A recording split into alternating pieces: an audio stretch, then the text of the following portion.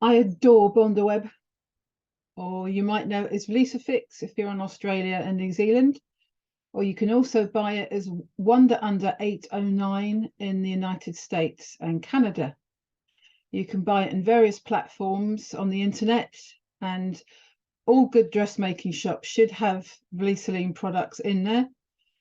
It is my most favourite thing. It is usually for applique, but we're going to paint it as well. Bondaweb is a web of glue on a backing paper. You can just see me holding it up there. That's a very fine web of glue on a backing paper, which is very, very useful. The backing paper ripples when you paint the Bondaweb.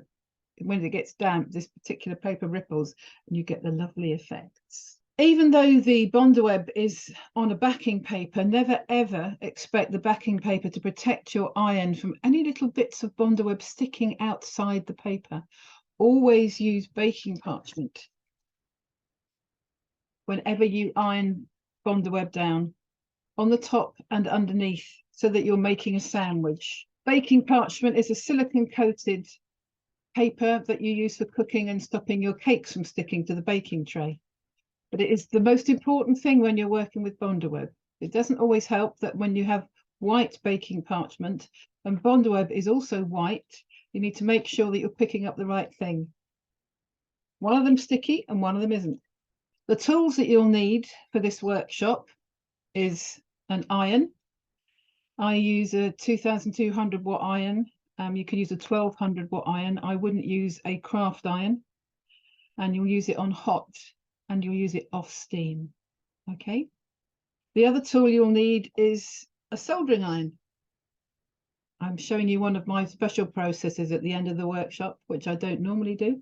I'm sharing it with you. So you'll need a soldering iron for this. If you don't have one, doesn't matter. You can still watch the video and it might give you some ideas about something else.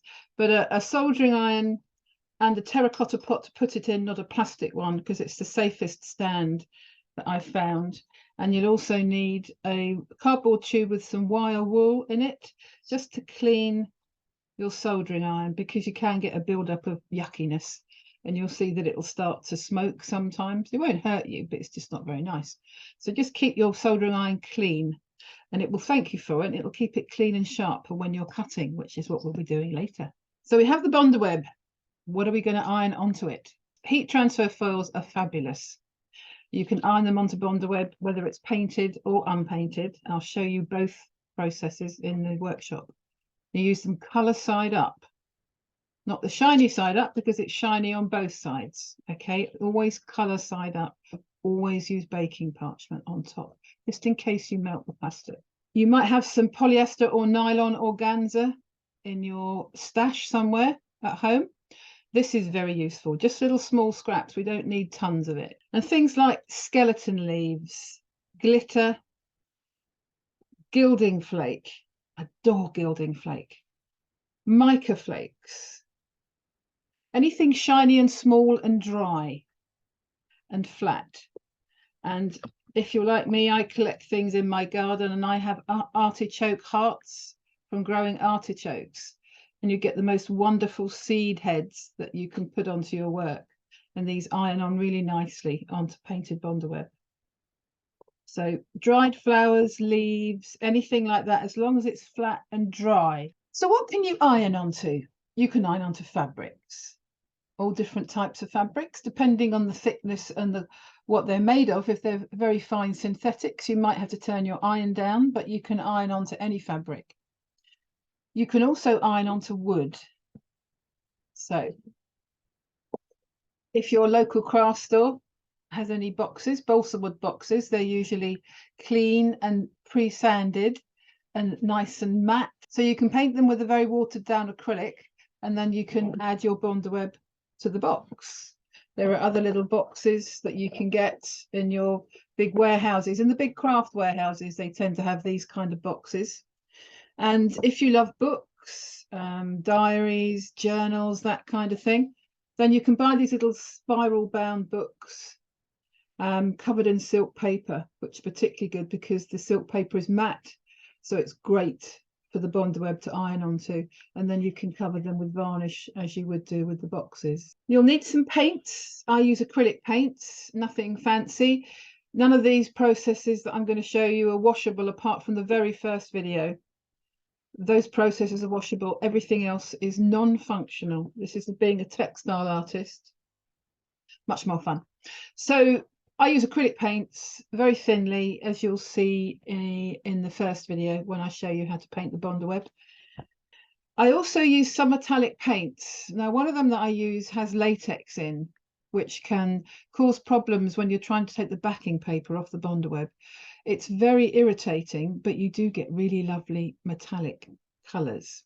You can get cheaper metallics in hardware stores and in stationery stores. Just children's metallic paints are absolutely fine because you're not going to wash these, so it doesn't matter. You don't have to have posh fabric paints. So children's poster paints are fine, particularly the metallic ones. And you'll need a jug of water, a wide paintbrush, and an apron, probably, if you're anything like me with acrylic paint. When you've finished your work and you think that you might want to stitch into it, then you might like to get hold of some F220 interfacing. I know I should be specific about all the interfacings because they're really important and they can make a big difference to your work. So this is the F220. It's a soft interfacing that you might use for interfacing collars and cuffs if you're making a dress or a shirt.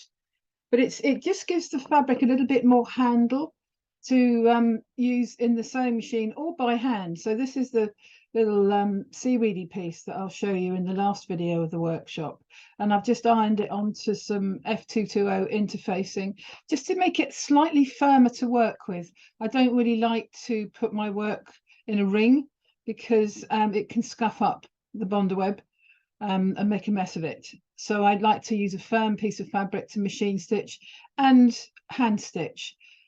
So you might like to find some interfacing, but don't worry about it to start with. Watch all the videos first, then get your materials together.